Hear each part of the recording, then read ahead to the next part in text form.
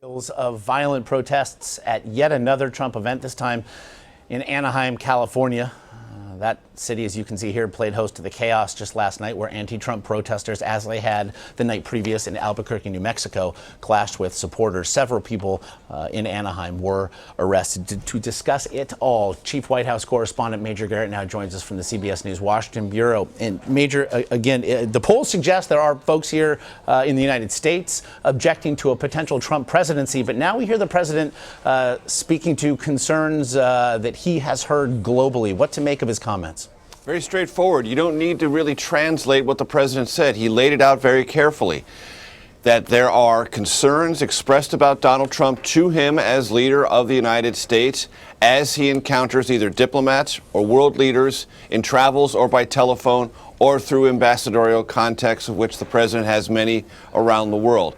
And I will tell you, Josh, for those of us who are in the reporting world, who have friends who are CEOs or travel around the world or talk to members of Congress who also talk to diplomats, I can say what the president described is true. There is a great deal of curiosity and in some cases alarm about what Donald Trump has said about U.S. national security and international policy should he become president.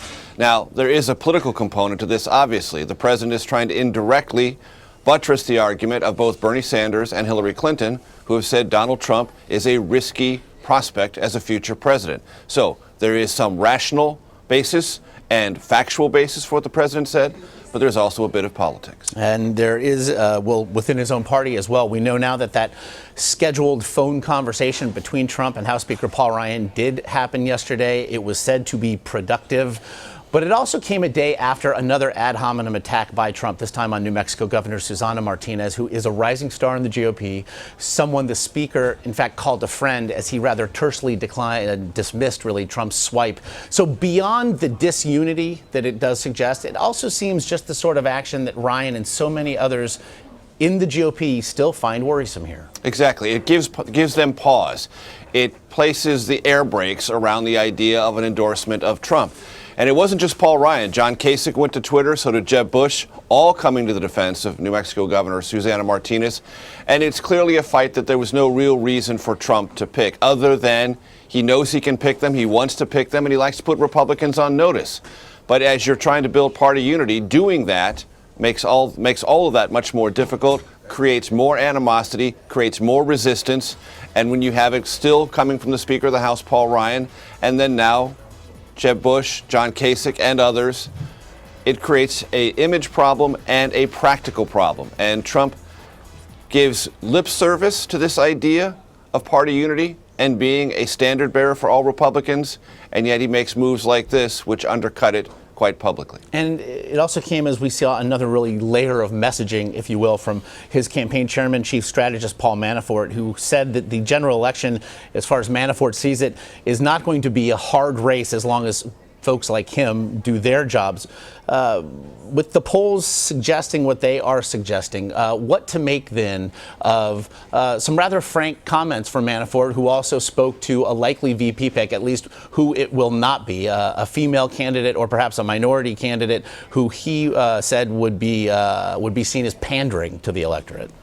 Right. So Paul Manafort sat down with Howard Feynman of the Huffington Post, and much of what he said about the race publicly in that interview, he has said to me privately, which is this race is winnable just so long as Donald Trump is not the issue and Hillary Clinton, change, outsider versus insider is. Manafort is very confident about that. But if Trump becomes the issue and is viewed as disqualified or worrisome or dangerous to be the President of the United States, then Manafort concedes Trump could very well lose. And that is the essential pivot point for this election from the Trump campaign inner circle point of view. Is the question for the voters change, insider versus outsider, the Obama administration record and Hillary's extension of it? If that is, Trump believes he can win.